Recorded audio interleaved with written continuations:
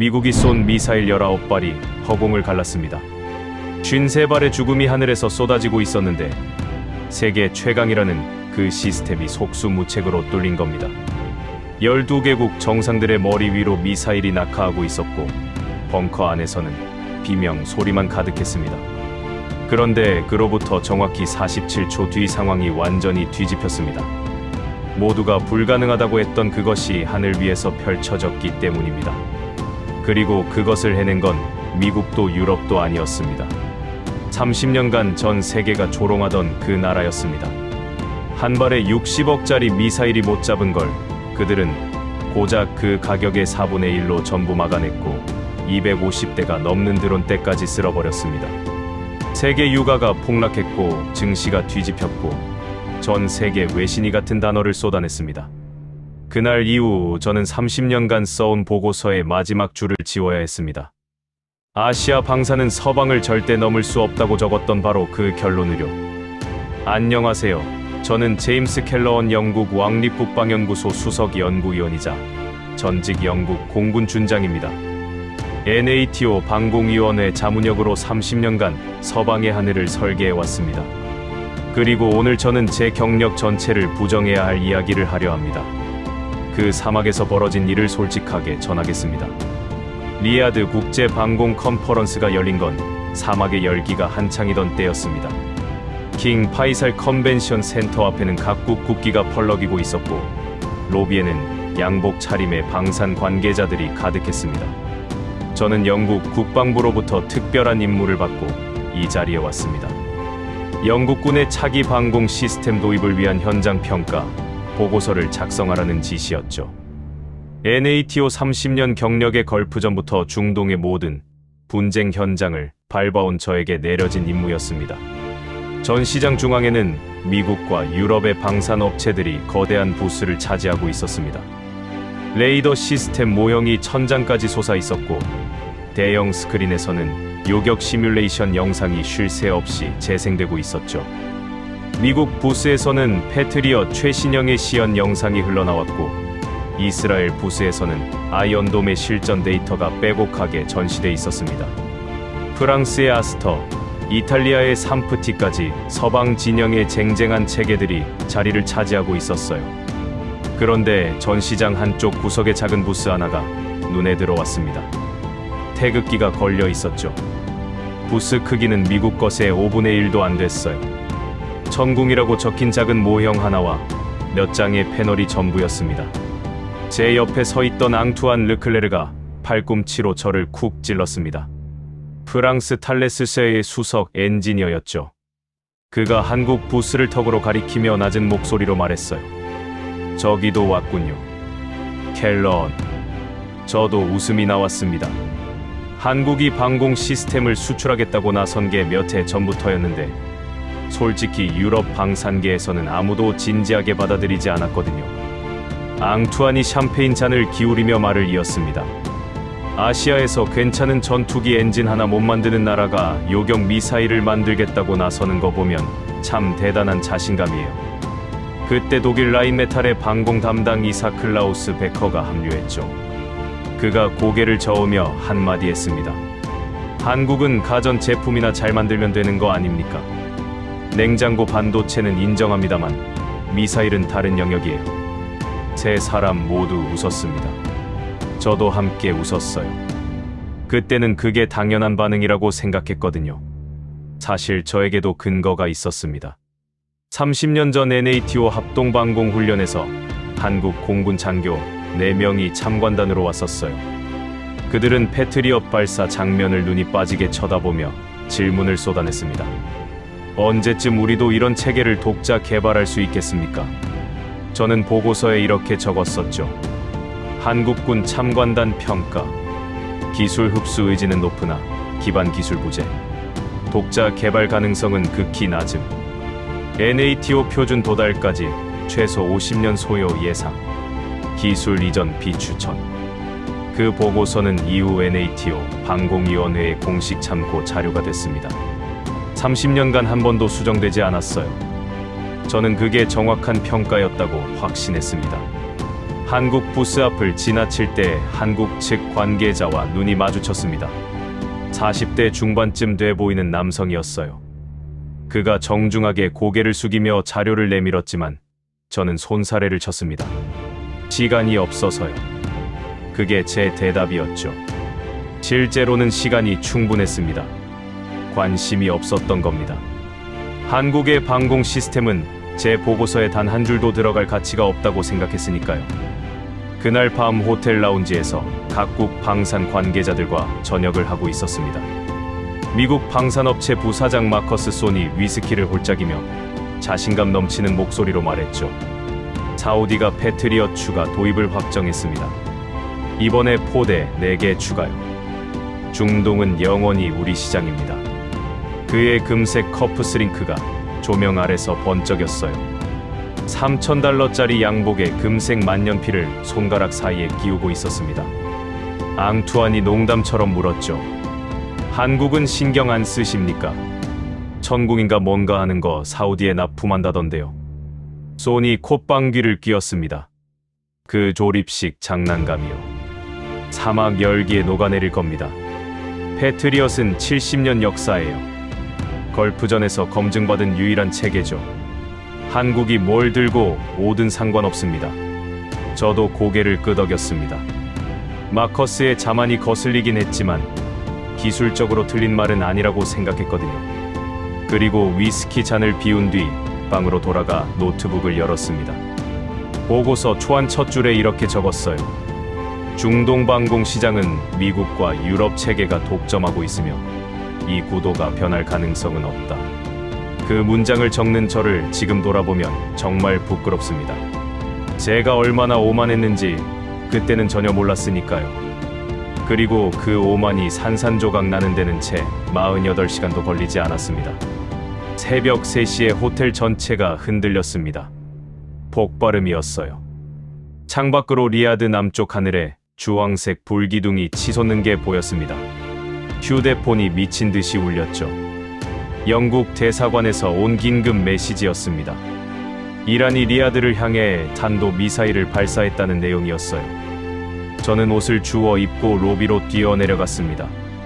어젯밤까지 샴페인을 기울이던 방산 관계자들이 잠옷 차림으로 복도에 서 있었어요.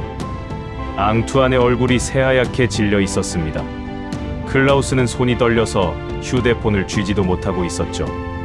어젯밤 한국을 조롱하며 웃던 그 여유는 흔적도 없었습니다. 사우디 국방부 연락 장교가 저를 찾아왔습니다. 스털링 장군님 아로타이비 사령관이 긴급히 뵙자고 합니다. 저는 방탄 차량에 올라탔어요. 리야드 시내는 아비규환이었습니다. 사이렌 소리가 도시 전체를 뒤덮고 있었고 도로에는 피난 차량들이 뒤엉켜 있었죠. 어디선가 또 폭발음이 들렸습니다. 차체가 흔들렸어요. 운전병의 목소리가 떨렸습니다. 두 번째 착탄입니다.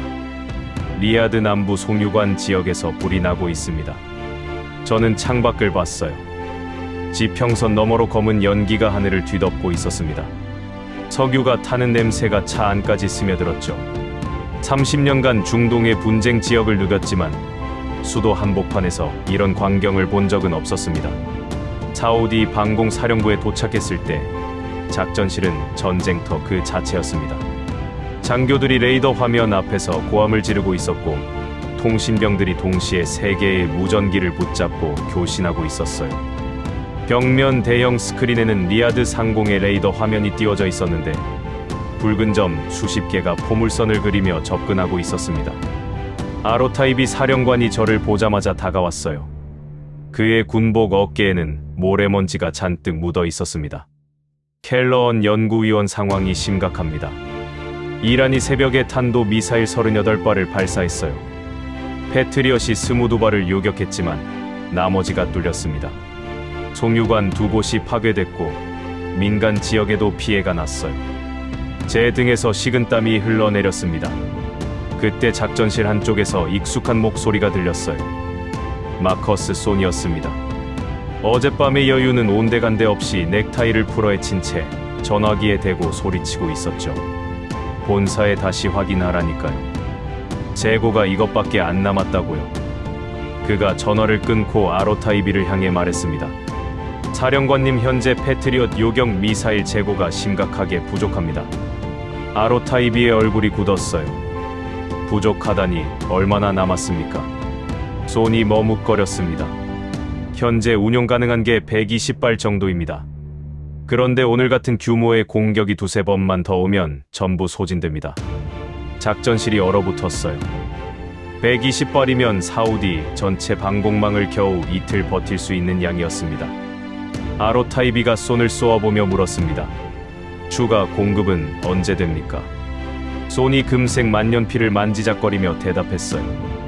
미국 본토에서 긴급 수송하면 최소 3주입니다. 다만 가격 조정이 필요합니다. 가격이라고요?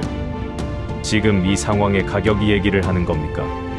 수요와 공급의 문제입니다. 사령관님, 현재 패트리엇 재고가 전 세계적으로 바닥난 상황이에요. 우크라이나에 퍼주고 이스라엘에 퍼주고 나니 남는 게 없습니다. 지금 확보 가능한 물량의 가격은 기존의 3배입니다. 한 발에 180억 원이요. 저는 귀를 의심했습니다. 원래 60억이면 충분히 비싼 가격인데 그걸 3배로 올리겠다는 겁니다. 동맹국의 수도가 폭격당하고 있는 와중에 가격 협상을 하다니 이건 장사가 아니라 강도짓이었어요. 아로타이비가 분노를 삼키며 물었습니다. 총액이 얼마나 됩니까? 소니 계산기를 두드렸어요. 300발 기준으로 약 25조 원입니다. 발사대와 부품 교체 비용 별도요. 25조 원이면 사우디 국방 예산의 3분의 1에 해당하는 금액이었습니다.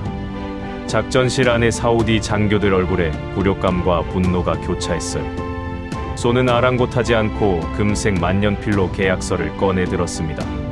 사령관님, 시간이 없습니다. 이란은 지금 이 순간에도 다음 공격을 준비하고 있어요. 결정하셔야죠. 아니면 리야드가 불바다 되는 걸 지켜보시겠습니까? 저는 주먹을 쥐었습니다. NATO 30년 동안 수많은 방산거래를 지켜봤지만 이렇게 노골적으로 동맹국의 절박함을 착취하는 건 처음 봤어요. 하지만 제가 뭐라 할 처지가 아니었습니다. 저는 평가관일 뿐 계약 권한은 없었으니까요. 무엇보다 손의 말에 반박할 수 없는 현실이 있었습니다. 패트리엇 말고는 당장 사우디의 하늘을 지킬 대안이 없다는 사실이요. 적어도 그때까지는 그렇게 믿고 있었습니다. 바로 그 순간이었습니다. 작전실 철문이 열리며 누군가 들어왔어요. 방호복을 입은 동양인 남성이었습니다. 50대 초반쯤 돼 보였고 땀에 젖은 얼굴이었지만 눈빛만큼은 단단했습니다. 아로타이비 사령관님, 대한민국 국방과학연구소 강태우입니다. 천궁두 시스템 10개 포대 긴급 배치 완료했습니다. 즉시 가동 가능합니다. 작전실이 조용해졌어요. 소니 코웃음을 쳤습니다. 한국이요. 사령관님, 진지하게 받아들이지 마십시오. 사막에서 그 물건이 제대로 작동할 리 없습니다. 에어컨 빵빵한 연구실에서 만든 장난감으로 이란의 탄도 미사일을 막겠다는 겁니까? 저도 속으로 같은 생각을 하고 있었습니다. 30년 전 NATO 보고서에 적었던 그 결론이 머릿속에 떠올랐거든요. 독자 개발 가능성 극히 낮음. 기술 이전 비추천. 강태호가 저를 쳐다봤습니다. 그 눈빛이 묘하게 익숙했어요. 30년 전 NATO 훈련장에서 질문을 쏟아내던 그 한국 장교들의 눈빛과 똑같았습니다. 강태호가 등장한 지체에 2시간도 지나지 않아 첫 번째 시험이 찾아왔습니다. 작전실 레이더 화면에 경고등이 켜졌어요. 이란의 스텔스 드론이 리야드 도심을 향해 접근하고 있다는 첩보가 들어온 겁니다. 그런데 문제가 있었습니다. 레이더에는 아무것도 잡히지 않았어요. 사우디가 500억 원을 들여 설치한 최신형 감시 레이더가 완전히 먹통이었습니다. 화면에는 텅 빈 하늘만 표시되고 있었죠. 그런데 불과 10분 뒤 리야드 남부 도심에서 폭발이 터졌습니다.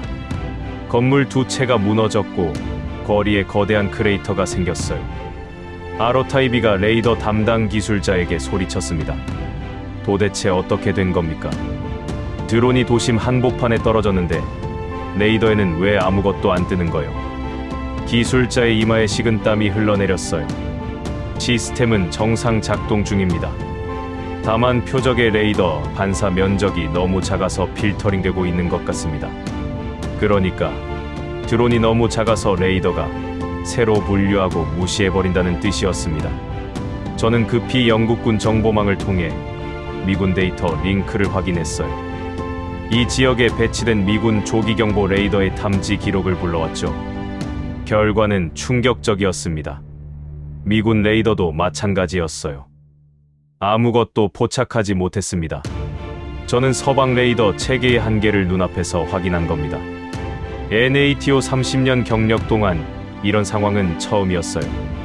서방의 레이더는 전투기와 탄도 미사일을 잡도록 설계됐습니다. 고속으로 날아오는 대형 표적이 주 대상이었죠. 하지만 이란의 최신형 자폭 드론은 달랐어요. 새 한 마리 크기의 플라스틱과 합판으로 만들어져 금속 반사 면적이 극도로 작았습니다. 게다가 저고도로 느릿느릿 날아오니 레이더가 지상 잡음으로 걸러내버린 겁니다. 소니 팔짱을 끼며 끼어들었어요. 역시 동양 무기는 믿을 게 못 됩니다. 사우디가 도입한 레이더도 안 되고 미군 레이더도 안 되는데 한국 것이라고 다를 게 있겠습니까? 차라리 패트리엇 레이더 업그레이드를 추가로 구매하시는 게 낫습니다. 물론 비용은 별도고요. 그의 금색 만년필이 또 번쩍였어요. 위기 속에서도 장사 기회를 놓치지 않는 인간이었습니다. 바로 그때였습니다. 강태호가 태블릿을 들고 작전실 중앙으로 걸어왔어요. 실례합니다. 저희 천궁 레이더가 방금 전 공격 경로를 전부 추적했습니다. 모두의 시선이 쏠렸어요. 소니 비웃으며 말했습니다. 무슨 헛소리입니까? 미군 레이더도 사우디 레이더도 못 잡은 걸 한국이 잡았다는 겁니까? 강태호는 대답 대신 태블릿 화면을 벽면 대형 스크린에 연결했습니다. 그 순간 작전실 전체가 숨을 멈췄어요. 화면에 붉은 궤적들이 촘촘하게 찍혀 있었거든요. 리야드로 진입한 이란 드론 14대의 비행 경로가 고도와 속도 방향까지 정밀하게 표시돼 있었습니다. 저는 눈을 비볐어요. 믿기지 않았거든요. 궤적의 정밀도가 미군 시스템과는 차원이 달랐습니다. 이걸 어떻게 잡은 겁니까? 제 목소리가 떨렸어요. 강태호가 화면을 확대하며 설명했습니다. 드론은 작지만 엔진 열을 완전히 숨길 수는 없습니다. 저희 레이더는 적외선 복합 탐지 기능을 갖추고 있어서 섭씨 0.5도 온도 차이까지 감지할 수 있도록 설계했거든요. 기술자가 고개를 저었어요. 불가능합니다. 그 정도 민감도면 사막의 열 반사까지 전부 잡혀서 화면이 잡음으로 뒤덮일 텐데요. 맞습니다. 그래서 저희는 70년간 새와 미사일을 구분하는 법을 배워왔죠. 강태호의 목소리에는 과장도 허세도 없었습니다. 담담한 자신감이었어요. 그 말이 제 머리를 때렸습니다. 70년이라는 시간. 북한과 휴전선을 사이에 두고 매일 밤 레이더를 노려보며 버텨온 세월이 이 기술을 만들어낸 겁니다. 서방이 대양 너머의 적을 상대하며 대형 표적에 집중하는 동안 한국은 코앞에 보이지 않는 위협과 싸우며 센서의 한계를 극복해 온 거였어요. 저는 미군 데이터와 한국 데이터를 겹쳐봤습니다. 기가 막혔어요. 미군 레이더가 완전히 놓친 14개의 지점을 한국 레이더는 정확히 찍어내고 있었거든요. 탐지 시점도 달랐습니다. 한국 레이더가 드론을 포착한 건 거리 25km 지점이었어요. 미군 레이더가 같은 표적을 뒤늦게 감지한 건 5km 지점이었습니다. 20km 차이. 이건 요격 준비 시간으로 환산하면 약 2분의 격차였어요. 전장에서 2분은 생사를 가르는 영원한 시간입니다. 제 입에서 무의식적으로 말이 튀어나왔어요.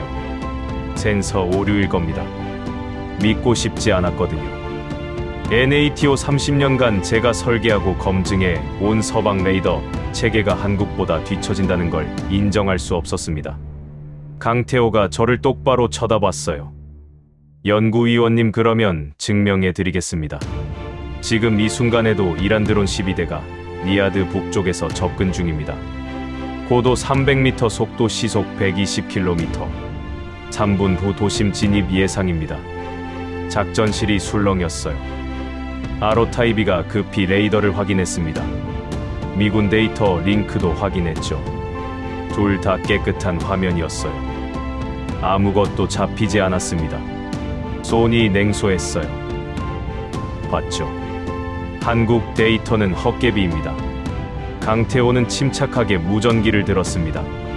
2번 포대 북쪽 접근 표적 확인. 무전기에서 젊은 목소리가 들렸어요. 확인 완료.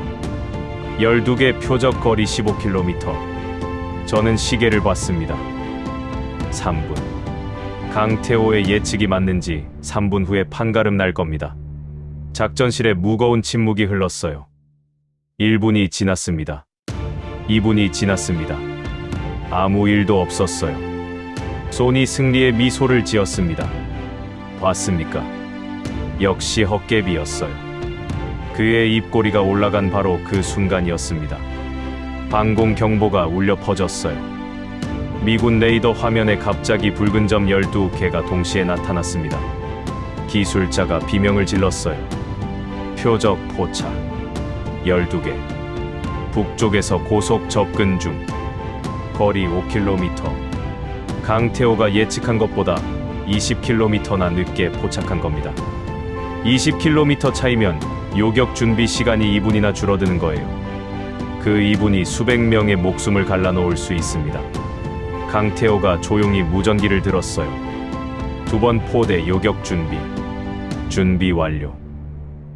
발사. 천국 미사일이 수직으로 솟구쳤습니다. 콜드 론칭 특유의 하얀 연기가 사막 밤하늘을 가르며 피어올랐어요. 레이더 화면에서 파란 점들이 붉은 점들을 향해 날아갔습니다. 그리고 하나씩 겹쳐지기 시작했죠. 한 번 요격, 2번 요격, 3번 요격. 섬광이 연달아 터졌어요. 12발 전부 명중이었습니다. 요격률 100%. 단 한 대의 드론도 리아드에 도달하지 못했어요. 작전실이 숨 죽인 듯 조용해졌습니다. 손의 얼굴에서 핏기가 빠졌어요. 저도 의자 등받이에 몸을 기댔습니다. 다리에 힘이 풀렸거든요. 30년간 제가 신봉해 온 서방 방공의 절대 우위가 이 사막 밤하늘에서 단 3분 만에 무너져 내리고 있었습니다. 12대 드론 요격 이후에도 저는 인정할 수 없었습니다. 레이더 성능이야 운이 좋았을 수 있어요. 하지만 미사일 자체의 성능은 다른 문제였습니다. 사막이라는 극한 환경에서 미사일이 제대로 날아가느냐, 이게 핵심이었거든요. 그리고 그 시험이 바로 다음 날 찾아왔습니다. 알슬라일 사막 시험장의 온도계는 섭씨 55도를 가리키고 있었어요. 모래 폭풍이 몰아치며 앞이 보이지 않았습니다. 바람에 실려온 모래 입자들이 피부를 칼날처럼 때렸어요. 숨을 들이쉴 때마다 목구멍 안쪽이 찢어지는 것 같았습니다. 이건 사람이 서 있을 곳이 아니었어요. 하지만 무기는 이런 환경에서도 작동해야 했습니다. 전쟁은 날씨를 기다려 주지 않으니까요. 시험장에는 각국 방공 체계가 나란히 늘어서 있었습니다. 패트리엇 발사대 앞에서 미군 기술자들이 분주하게 움직이고 있었어요. 엔진 냉각 시스템을 점검하는 중이었죠. 그 옆에 천궁두 발사대가 서 있었습니다. 사우디 국방부 장교들과 외신 기자 50여 명이 관람석에 자리를 잡았어요. 이 시험의 결과가 사우디의 최종 선택을 결정할 분위기였습니다. 소니 선글라스를 고쳐 쓰며 저에게 다가왔어요. 켈러언 연구위원 잘 보십시오. 오늘로 한국의 망상이 끝날 겁니다. 섭씨 55도의 모래 폭풍이라니 미국 시스템도 조심해야 하는 환경인데 한국 시스템이 버틸 리 없지 않겠습니까? 저도 고개를 끄덕였습니다. 사막의 고온은 미사일 엔진에 치명적이었거든요. 열 팽창으로 부품이 뒤틀리고 미세한 모래 입자가 터빈 내부에 달라붙어 유리처럼 굳는 현상이 발생합니다. 실리코시스라고 불리는 이 현상은 서방 엔지니어들도 완벽하게 해결하지 못한 난제였어요. 발사 예정 시간 10분 전이었습니다. 손의 무전기에서 다급한 목소리가 터져 나왔어요. 부사장님, 엔진 온도가 임계치를 넘었습니다. 냉각 시스템이 이 온도를 감당하지 못합니다. 시스템 보호를 위해 발사를 연기해야 합니다. 손의 표정이 잠깐 굳었지만 금방 여유를 되찾았어요. 어쩔 수 없군요. 장교 여러분, 패트리엇 시험은 내일 새벽으로 미뤄야겠습니다. 섭씨 55도를 넘는 환경에서는 정밀 무기를 함부로 가동할 수 없거든요.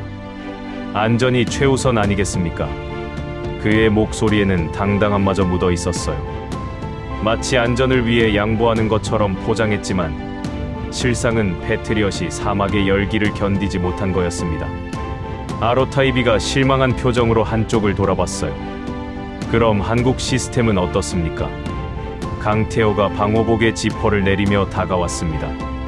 얼굴에서 땀이 빗줄기처럼 흘러내리고 있었지만 눈빛만큼은 한치의 흔들림도 없었어요. 저희는 지금 바로 시험하겠습니다. 소니 비웃었습니다. 정신이 있는 겁니까?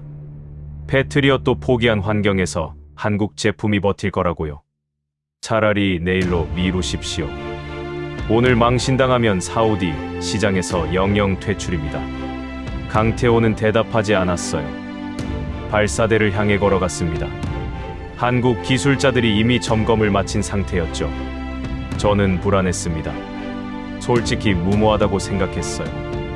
패트리엇조차 포기한 조건에서 시험을 강행하다니 실패하면 한국 방산의 신뢰가 통째로 무너지는 거였습니다. 강태호가 헤드셋을 쓰고 무전기를 들었어요. 한번 포대 시스템 점검 완료했습니까? 점검 완료. 발사 준비 완료.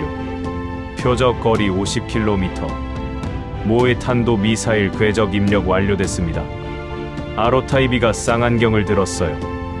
기자들의 카메라가 일제히 발사대를 향했습니다. 강태호의 손이 발사 버튼 위에 올려졌어요. 발사합니다. 버튼이 눌렸습니다. 천궁 미사일이 발사대에서 수직으로 튀어올랐어요. 콜드 론칭 방식이라 발사대에서 먼저 사출된 뒤 공중에서 엔진이 점화되는 구조였죠. 그런데 바로 그 순간이었습니다. 미사일 하부에서 거대한 화염이 터져 나왔어요. 하얀 연기와 함께 붉은 불기둥이 솟구쳤습니다. 기자들의 카메라 셔터 소리가 폭풍처럼 쏟아졌어요. 소니 박장대소했습니다. 봤습니까? 폭발했어요. 사막 열기를 이기지 못하고 터진 겁니다. 제가 뭘 했습니까? 한국 제품의 한계입니다. 기자들이 웅성거렸어요. 한국 미사일 사막에서 폭발. 이건 전 세계로 퍼질 특종이었습니다. 아로타이비의 얼굴이 새하얗게 질렸어요. 저도 고개를 돌렸습니다. 차마 볼 수 없었거든요. 30년 전 제 보고서가 맞았던 겁니다. 소니 금색 만년필을 꺼내며 승리에 도취된 목소리로 말했어요. 자, 이제 됐죠. 장교 여러분, 검증된 미국 시스템만이 답입니다. 계약서 준비해놨으니 서명만 하시면 됩니다. 바로 그때였어요. 누군가 소리쳤습니다. 저기 보십시오. 하늘을 보십시오. 모두의 시선이 위로 향했습니다. 저도 고개를 들었어요. 그리고 숨이 멎었습니다. 화염 속에서 천궁 미사일이 멀쩡하게 솟구쳐 오르고 있었거든요. 붉은 불기둥을 뚫고 하얀 증기 꼬리를 그리며 하늘로 치솟았습니다. 마 2마 3점, 속도가 점점 빨라지며 사막 하늘을 갈랐어요. 뭡니까? 저게 대체. 손의 웃음이 얼어붙었습니다. 강태호가 침착하게 말했어요. 샌드퍼지 시스템입니다. 사막의 고운 모래가 엔진 터빈에 달라붙어 유리처럼 굳는 현상을 아실 겁니다. 저희는 점화 직전의 고압 질소를 분사해서 엔진 내부를 완전히 청소합니다. 방금 보신 화염은 그 질소 분사 과정에서 나온 겁니다. 폭발이 아니라 정상 작동이에요. 제 심장이 요동쳤어요. 질소 분사라고요.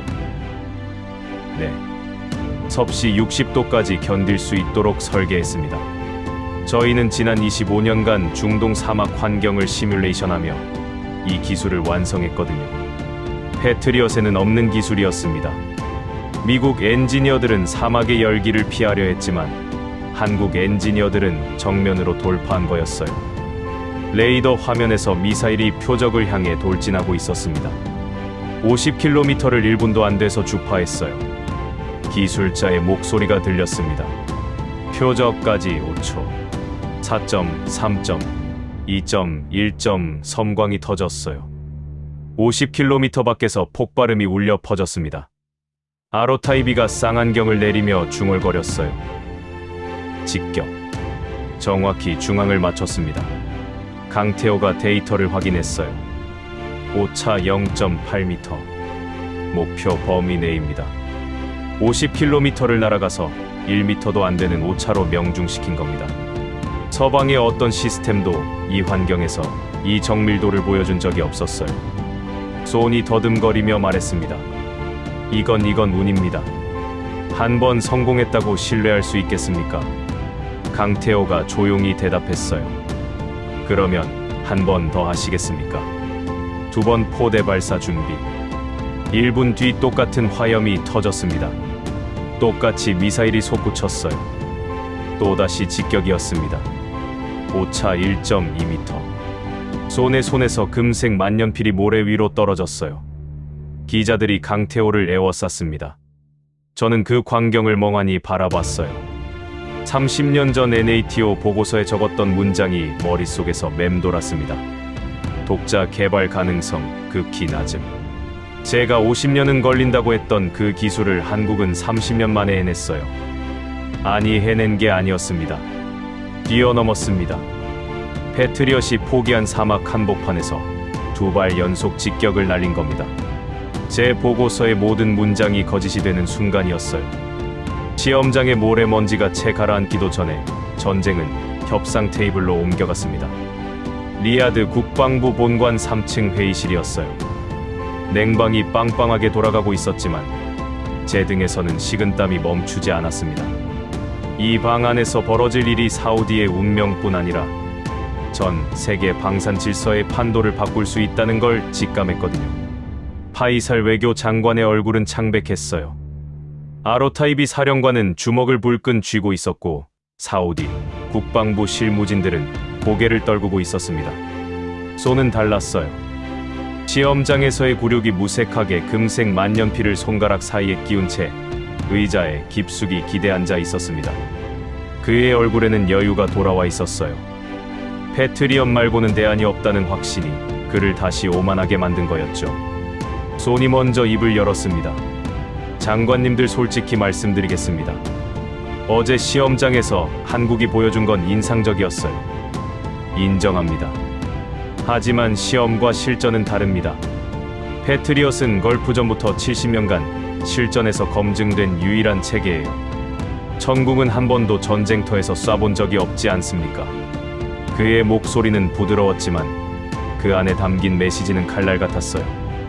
실전 경험이 없다는 건 방산 시장에서 치명적인 약점이거든요. 소니 서류 가방에서 계약서를 꺼냈습니다. 자, 본론으로 들어가죠. 패트리엇 요경 미사일 300발 발사대 8기 레이더 체계 일체를 포함해서 총 25조 원입니다. 회의실이 얼어붙었어요. 아로타이비가 분노를 참으며 물었습니다.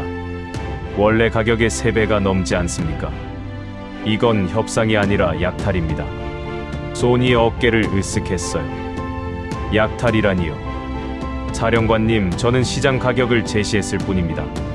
현재 패트리엇 재고가 전 세계적으로 바닥났다는 건 아실 거예요. 우크라이나에 보내고 이스라엘에 보내고 난이 남는 게 없습니다. 미국 본토 방어용까지 털어서 겨우 확보한 물량이에요. 싫으시면 다른 데 알아보시죠. 아, 참고로 러시아는 제재 중이고 유럽은 자기네 물량도 부족합니다. 그가 금색 만년필 뚜껑을 열었어요. 번쩍이는 금빛이 회의실 조명 아래서 눈을 찔렀습니다. 서명만 하시면 됩니다. 아니면 이란 미사일이 리야드를 갈아엎는 걸 지켜보시든가요. 저는 참을 수 없었습니다. 손, 지금 뭐 하는 겁니까? 동맹국의 수도가 불타고 있는데 가격을 3배로 올려받겠다는 겁니까? 이건 비즈니스가 아니라 강도짓입니다. 손이 저를 돌아봤어요. 그의 눈에는 거만함만 가득했습니다. 켈러언 연구위원님, 감정적으로 나오지 마십시오. 전쟁은 감정으로 하는 게 아닙니다. 수요와 공급 아주 단순한 원리 아닙니까? 사우디는 지금 당장 미사일이 필요하고 우리만이 공급할 수 있어요. 당연히 가격이 오르는 거죠. 제 속에서 뭔가가 끓어올랐어요. 하지만 반박할 수가 없었습니다. 손의 말이 추악하지만 현실이었거든요. 페트리엄 말고는 사우디의 하늘을 지킬 대안이 없다고 저도 믿고 있었으니까요. 바로 그때 회의실 문이 열렸습니다. 강태호가 들어왔어요. 손에 검은색 서류 가방을 들고 있었습니다. 실례합니다. 중요한 문서를 전달하러 왔습니다. 손이 짜증스럽게 손을 내저었어요. 지금 중요한 회의 중입니다. 나가주시죠. 강태호는 개의치 않고 파이살 장관에게 다가갔습니다. 가방에서 봉투 하나를 꺼냈어요. 크림색 봉투에 대한민국 국세가 찍혀 있었습니다. 대한민국 대통령의 친서입니다. 회의실이 조용해졌어요. 파이살이 봉투를 받아 봉인을 뜯었습니다. 편지를 펼쳐 읽기 시작했어요. 저도 옆에서 내용을 봤습니다. 친애하는 파이살 장관님께, 대한민국은 형제가 위기에 처했을 때 이익을 따지지 않습니다. 70년 전 우리가 전쟁으로 폐허가 됐을 때 사우디는 석유를 보내 우리를 도왔습니다. 이제 우리가 보답할 차례입니다. 파이살의 손이 떨렸어요. 편지는 계속됐습니다. 천궁두 시스템 포대와 요격 미사일 500발을 즉시 제공하겠습니다. 가격은 패트리엇의 4분의 1입니다. 형제의 하늘을 지키는 데 값을 매길 수는 없지만 사우디의 자존심을 지키기 위해 최소한의 비용만 받겠습니다. 손의 얼굴이 일그러졌어요. 강태호가 두 번째 서류를 꺼냈습니다. 계약서입니다. 요격 미사일 한 발당 15억 원, 총액 5조 5천억 원입니다. 발사대와 레이더 교육 훈련까지 전부 포함된 가격입니다. 회의실이 술렁였어요. 15억. 손이 제시한 60억의 4분의 1이었습니다. 손이 벌떡 일어났어요. 미친 짓입니다. 그 가격에 어떻게 수지가 맞습니까? 당신들 국가 재정을 파탄내려고 작정한 겁니까? 강태호가 차분하게 대답했어요. 저희는 25년 전부터 이 순간을 준비했습니다. 정부 출연연구소가 원천 기술을 개발하고 민간 기업이 대량 생산 체제를 갖췄습니다. 중간 유통 마진도 없어요. 국가가 직접 판매하니까요. 소니 계약서를 낚아채 들었습니다. 이건 덤핑입니다. 세계무역기구에 제소하겠습니다. 강태호가 손을 똑바로 쳐다봤어요. 마음대로 하십시오. 다만 사우디 국민들이 그때까지 살아있을지는 모르겠습니다. 그의 목소리는 냉정했지만 잔인하지는 않았어요. 사실만 말하고 있었거든요. 파이살이 계약서를 펼쳤습니다. 꼼꼼히 읽기 시작했어요. 저도 어깨너머로 내용을 확인했습니다. 놀라웠어요. 단순히 가격만 싼 게 아니었거든요. 계약서 12조의 기술 이전 조항이 들어 있었습니다. 2년 내 사우디가 천궁이를 자체 생산할 수 있도록 핵심 기술을 이전하겠다는 내용이었어요. 부품 국산화율 70% 달성 목표까지 명시돼 있었습니다. 저는 깨달았어요. 이건 단순한 무기 판매가 아니었습니다. 한국은 사우디에게 물고기를 파는 게 아니라 물고기 잡는 법을 가르쳐 주겠다는 거였어요. 패트리엇은 70년 동안 단 한 번도 핵심 기술을 동맹국에 이전한 적이 없었습니다. 미국은 무기를 팔았지 기술은 절대 주지 않았어요.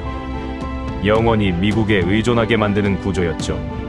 한국은 그 구조를 정면으로 깨부순 겁니다. 손이 다급하게 말했어요. 장관님 속지 마십시오. 한국 제품은 실전 검증이 안 됐습니다. 패트리엇은 걸프전에서 이라크전에서 모두 증명됐죠. 파이살이 손을 돌아봤어요. 어젯밤 천궁이 드론 12대를 전부 요격했습니다. 요격률 100%였죠.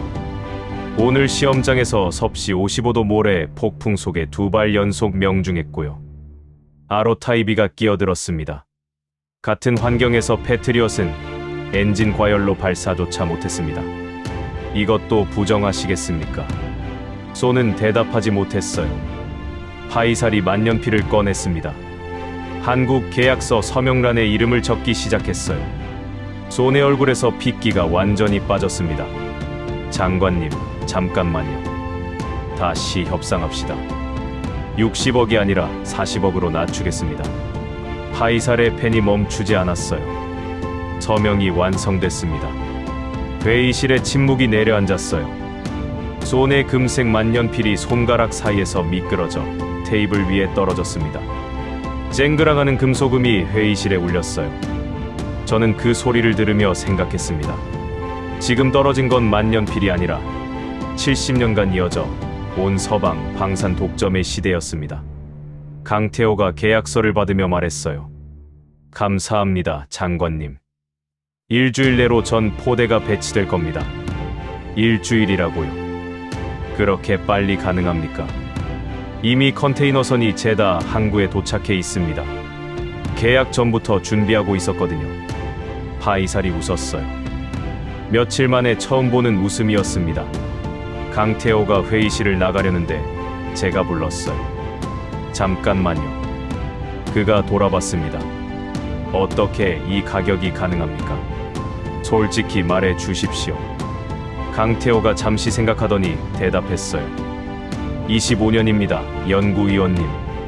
정부가 연구소를 믿고 연구소가 기업을 믿고 기업이 기술자를 믿었습니다. 그 믿음이 쌓여서 만들어진 가격이에요.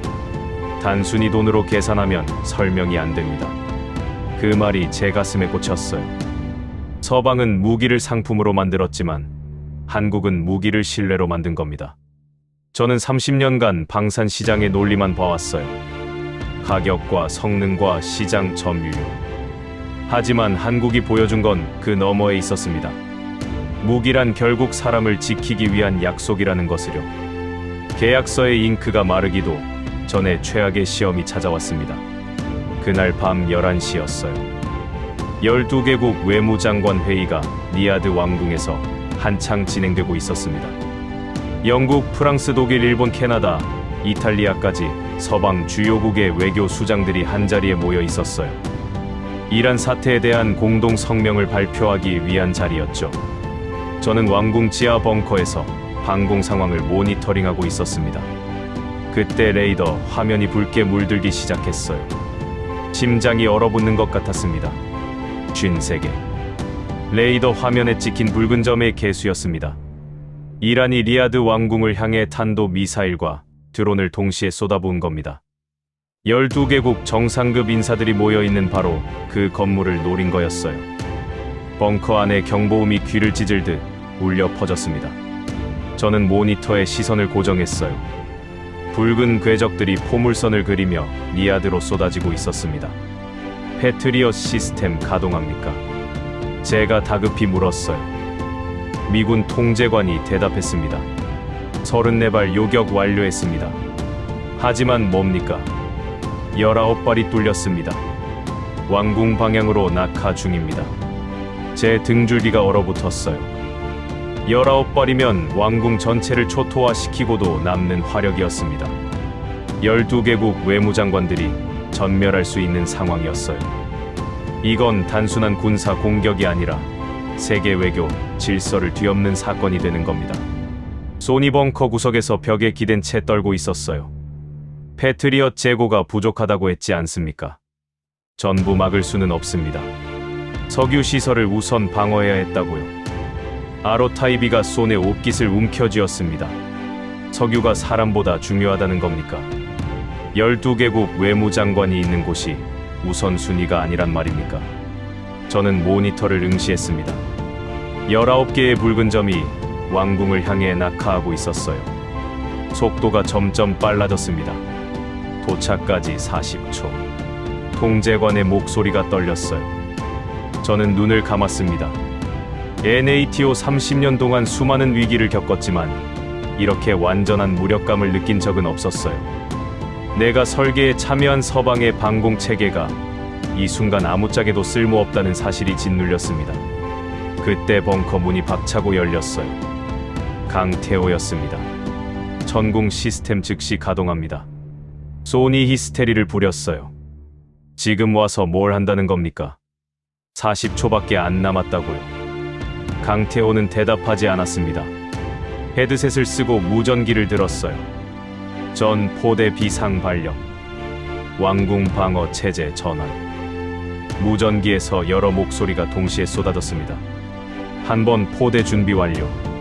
2번 포대 준비 완료. 3번 포대 준비 완료. 4번 포대 준비 완료. 5번 포대 준비 완료. 6번 포대 준비 완료. 모니터를 보니 소름이 돋았어요.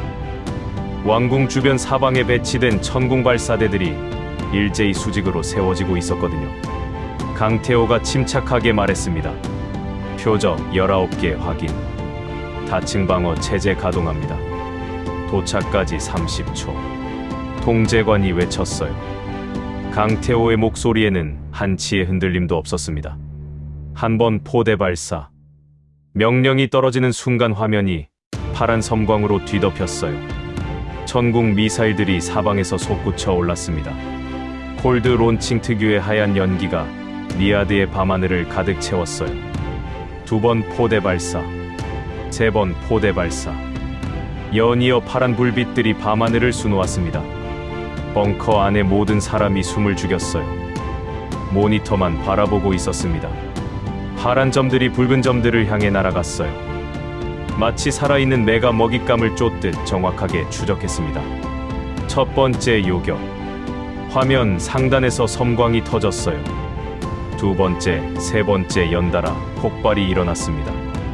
4번째, 5번째, 6번째. 파란 점과 붉은 점이 겹칠 때마다 화면이 번쩍였어요. 고도 1000m에서 7발 요격 완료. 통제관이 보고했습니다. 하지만 아직 12발이 남아 있었어요. 강태호가 즉각 명령했습니다. 2층 방어 전환. 4번 포대 발사. 새로운 미사일들이 솟구쳤어요. 8번째, 9번째 요격. 고도 500m. 통제관의 목소리에 긴장이 짙어졌습니다. 왕궁까지 500m 높이에요. 이 고도에서 실패하면 파편만으로도 건물에 피해가 갑니다. 10번째, 11번째, 12번째 요격. 고도 300m. 아직 7발이 남았어요. 강태호의 손이 떨리지 않았습니다. 5번 포대 최종 방어선 발사. 13번째, 14번째 요격. 고도 200m. 벙커 안에서 누군가 신음소리를 냈어요. 200m면 건물 60층 높이입니다. 왕궁 지붕이 거의 보이는 거리였어요. 15번째, 16번째 요격. 고도 150m. 제 심장이 멎을 것 같았습니다. 17번째 요격. 고도 100m. 이제 2발만 남았어요. 강태호가 조용히 말했습니다. 6번 포대 근접 방어 발사. 마지막 2발의 천궁이 거의 수평으로 날아갔어요. 18번째 요격. 섬광이 터졌습니다. 왕궁 지붕에서 불과 50m 위였어요. 폭발의 충격파가 벙커 벽을 흔들었습니다. 마지막 한 발. 파란 점이 붉은 점을 향해 돌진했어요.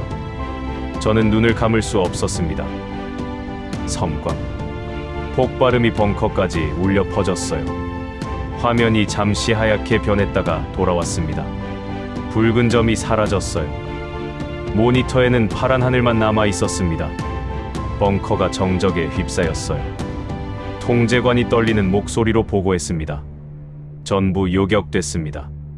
19발 전량 격파. 요격률 100%입니다. 아무도 말이 없었어요. 저는 다리에 힘이 풀려 의자에 주저앉았습니다. 30년간 방공 시스템을 연구해왔지만 이런 방어는 본 적이 없었어요. 완벽했습니다. 단 하나의 오차도 없었어요. 19발의 죽음이 12개국 외무장관들의 머리 위로 쏟아졌는데 단 한 발도 땅에 닿지 못한 겁니다. 왕궁 위의 하늘은 천궁이 만든 파란 방패로 덮여 있었어요. 아로타이비가 강태호에게 다가갔습니다. 어떻게 이게 가능합니까? 강태호가 헤드셋을 벗으며 대답했어요. 360도 전방위 방어입니다.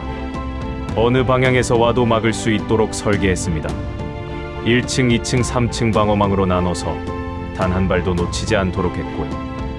마지막 50m까지 막을 수 있는 근접 방어 체계도 배치했습니다. 저는 전율했어요. 이건 단순한 요격 시스템이 아니었습니다. 사람을 지키기 위해 설계된 방패였어요. 모니터로 왕궁을 확인했습니다. 회의는 계속 진행 중이었어요.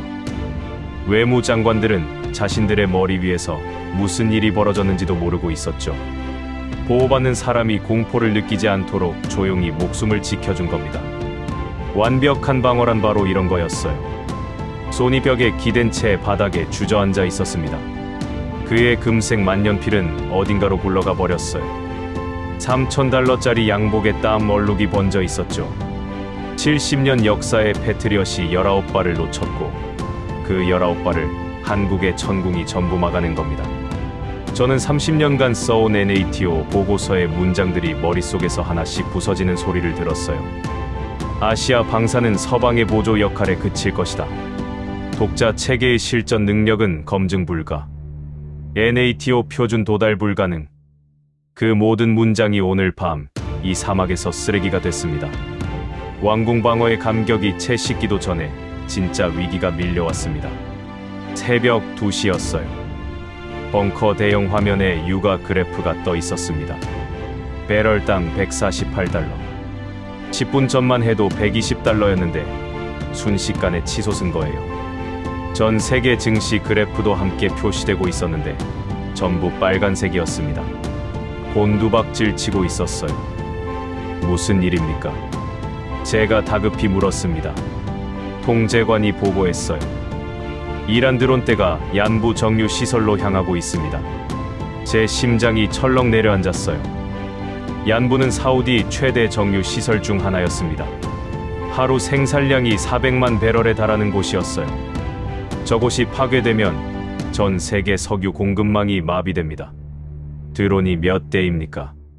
레이더 포착 기준 254대 이상입니다. 벙커 안이 얼어붙었어요. 254대. 왕궁 공격대의 5배가 넘는 숫자였습니다. 이란이 저가 자폭 드론을 때로 몰아 석유 시설을 노린 겁니다. 대당 3천만 원짜리 합판 드론으로 수조 원짜리 정유 시설을 갈아엎겠다는 전략이었어요. 경제 분석관이 급히 보고했습니다. 유가가 $150를 돌파하면 전 세계 물류비가 20% 이상 상승합니다.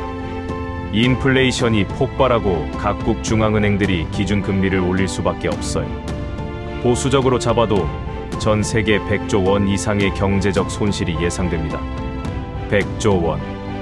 그건 숫자가 아니라 재앙이었어요. 택시비가 오르고 물류비가 오르고 결국 전 세계 서민들의 밥상 물가가 치솟는 겁니다. 소니 벽에 기댄 채 비웃었어요. 봤습니까? 이란이 진짜 노리는 건 사람이 아니라 돈입니다. 석유만 끊으면 사우디는 무릎 꿇는 거예요. 파이살이 절박한 얼굴로 물었습니다. 패트리엇으로 막을 수 있습니까? 소니 고개를 저었어요. 불가능합니다. 드론 한 대 잡으려고 60억짜리 미사일을 쏘는 게 말이 됩니까? 254대면 15조 원입니다. 차라리 정유 시설을 포기하고 새로 짓는 게 싸요. 아로타이비가 분노했습니다. 그럼 어떻게 하란 말입니까? 소니의 어깨를 으쓱했어요. 협상이죠. 이란한테 조건을 제시하는 겁니다. 항복을 권유하는 겁니까? 테러에 무릎 꿇으라는 소리입니까? 아로타이비의 목소리가 떨렸어요.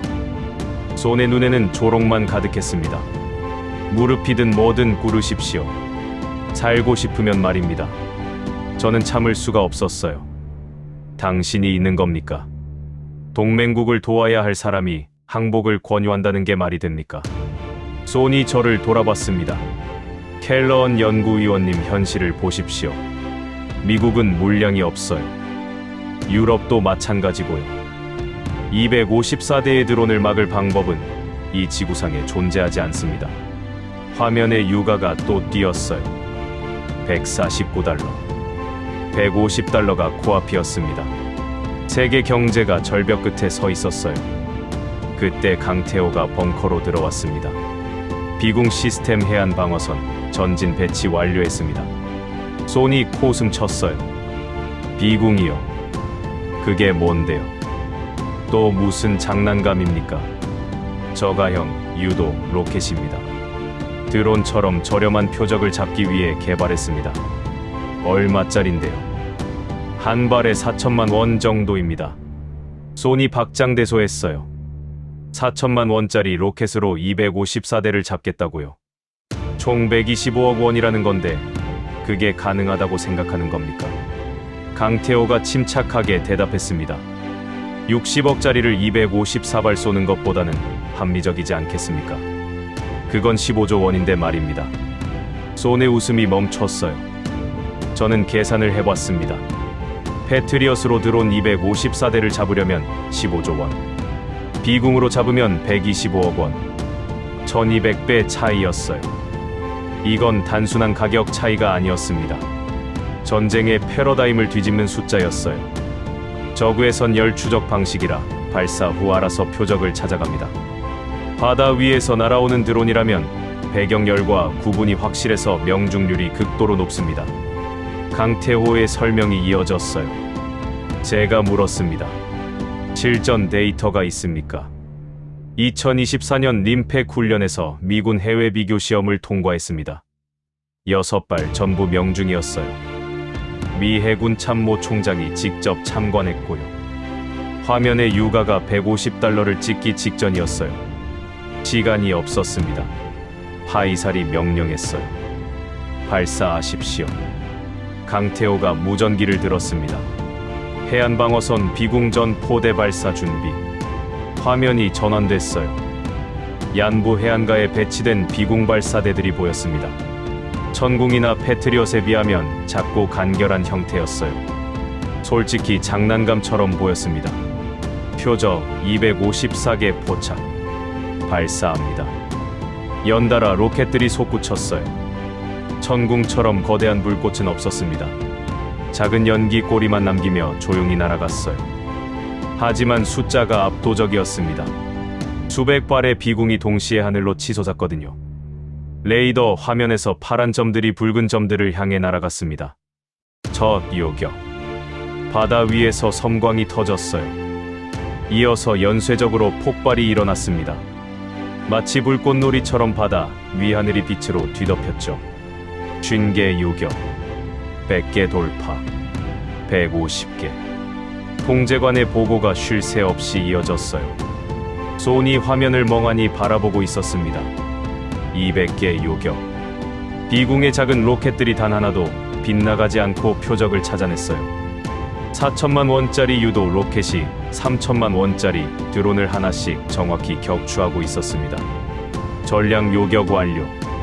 254대 전부 격파.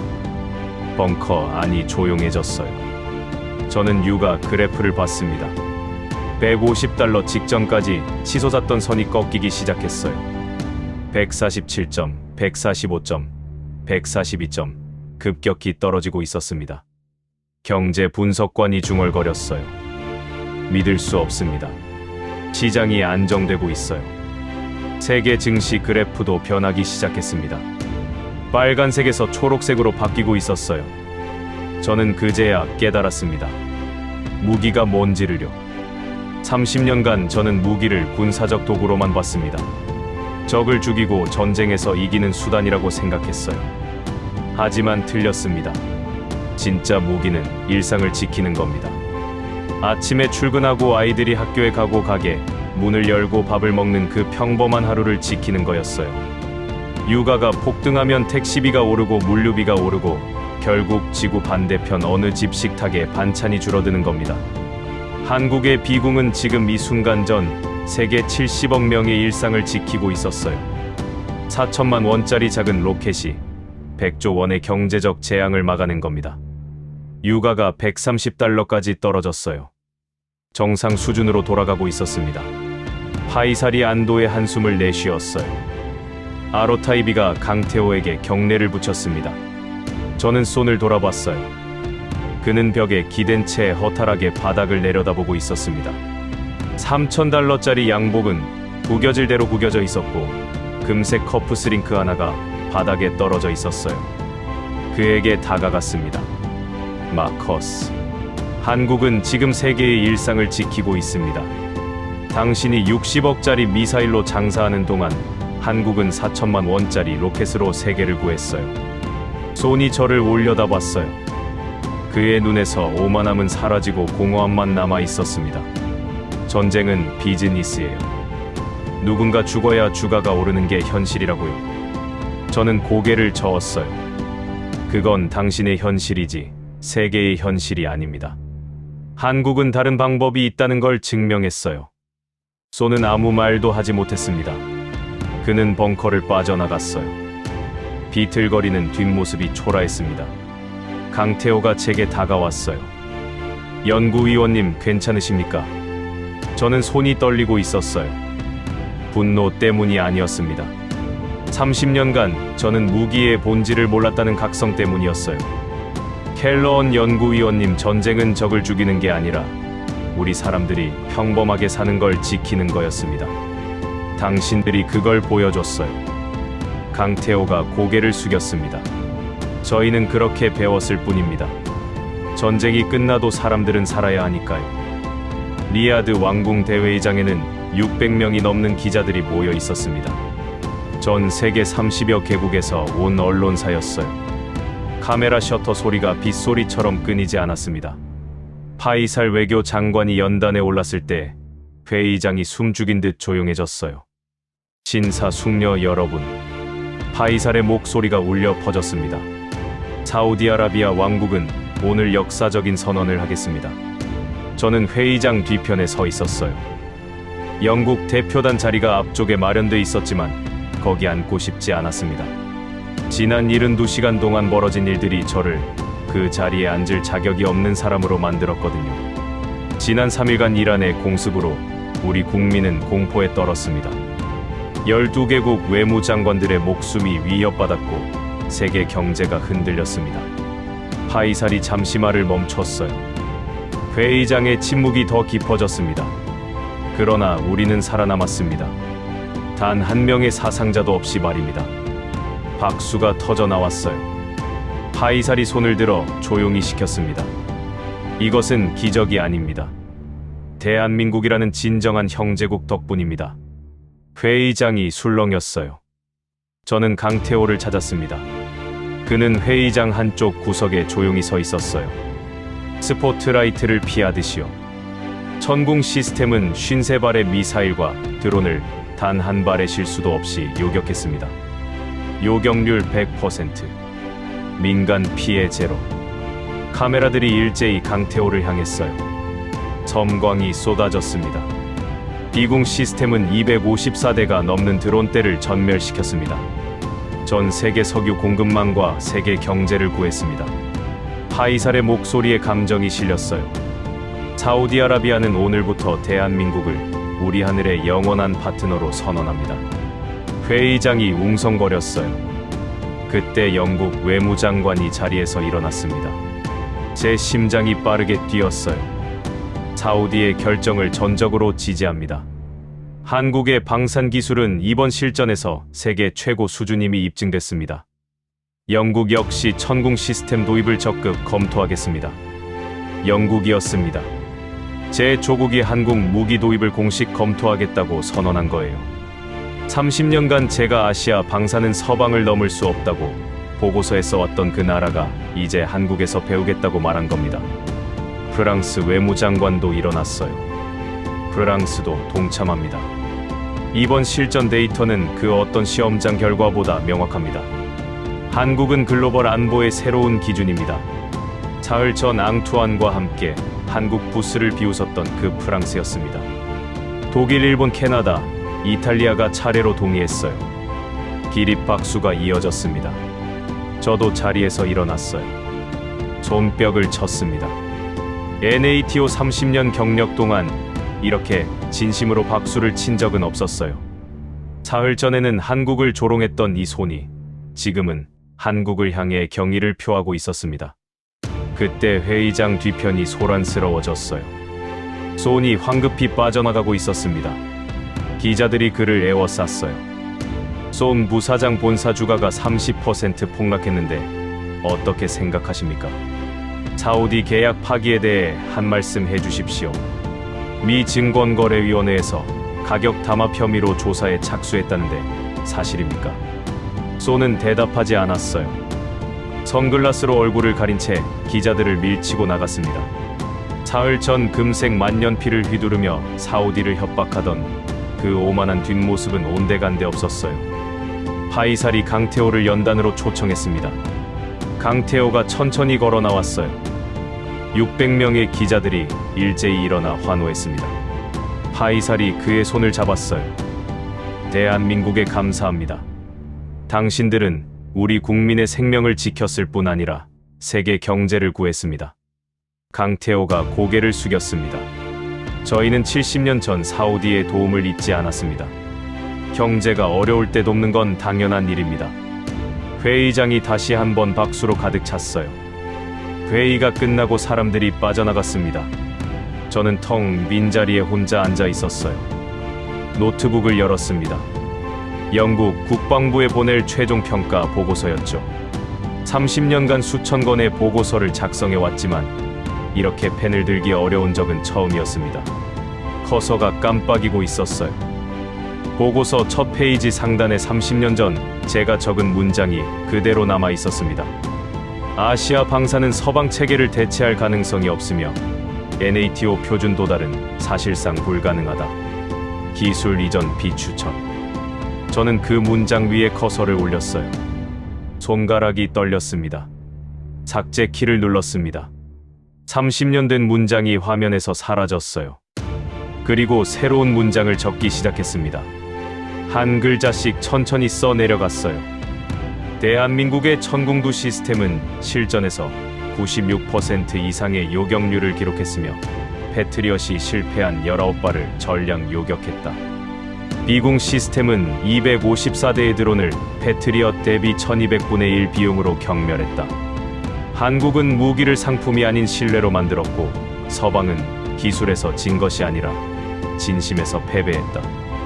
NATO는 더 이상 한국을 보조 역할로 분류해서는 안 된다. 한국은 글로벌 방공의 새로운 표준이다. 타자를 멈췄어요. 화면이 흐릿하게 보였습니다. 눈시울이 뜨거웠거든요. 30년간 제가 쌓아온 모든 확신을 부정하는 문장이었어요. 서방이 최고라는 믿음. 아시아는 영원히 따라올 수 없다는 오만. NATO만이 세계 안보의 유일한 기둥이라는 자만. 그 모든 것을 제 손으로 지우고 새로 쓰는 거였습니다. 하지만 이상하게도 마음이 가벼웠어요. 거짓을 지우고 진실을 적는 게 이렇게 편안한 줄 몰랐습니다. 보고서를 저장하고 노트북을 닫았어요. 회의장을 나왔습니다. 왕궁 광장에 태극기가 펄럭이고 있었어요. 사막 바람의 붉은색과 파란색이 햇빛 아래서 빛났습니다. 사우디 군인 수백 명이 도열해 있었어요. 전부 거수경례 자세를 취하고 있었습니다. 강태호와 한국 기술진들이 걸어가고 있었어요. 경례는 그들을 향한 것이었습니다. 아로타이비 사령관이 큰 소리로 외쳤어요. 대한민국 만세. 사우디 군인들이 따라 외쳤습니다. 대한민국 만세. 저는 그 광경을 보며 서 있었어요. 사흘 전 이 광장에서 컨퍼런스가 열렸습니다. 앙투안과 클라우스와 함께 한국 부스를 보며 웃었었죠. 가전 제품이나 잘 만들면 된다고요. 그로부터 72시간이 지났습니다. 지금 이 광장에서 태극기가 올라가고 있었어요. 서방의 어떤 국기보다 높이 올라가고 있었습니다. 강태호가 돌아서다 저와 눈이 마주쳤어요. 제가 다가갔습니다. 잠깐만요. 그가 멈췄어요. 저는 노트북 가방에서 종이 한 장을 꺼냈습니다. 30년 전 제가 작성한 NATO 보고서의 원본 사본이었어요. 한국군 참관단 평가, 독자 개발 가능성 극히 낮음, 기술 이전 비추천. 이 문장이 적혀 있었죠. 저는 그 종이를 강태호 앞에서 천천히 찢었습니다. 사막 바람이 조각들을 날려보냈어요. 하얀 종이 파편이 모래 위로 흩날렸습니다. 이건 30년간 제가 저지른 오만에 대한 사과입니다. 당신들은 서방을 따라오지 않았어요. 당신들만의 길을 걸었을 뿐입니다. 그리고 그 길이 우리보다 훨씬 멀리 가 있었습니다. 강태호가 깊이 고개를 숙였어요. 연구위원님, 저희는 따라가려 한 적이 없습니다. 다만 지켜야 할 사람들이 있었을 뿐입니다. 그의 말이 가슴에 박혔어요. 귀국 비행기가 이륙할 때 저는 창밖을 내려다봤습니다. 리야드의 야경이 보였어요. 불빛들이 사막 위에서 반짝이고 있었습니다. 그 불빛 하나하나가 누군가의 집이고 누군가의 저녁 식탁이었어요.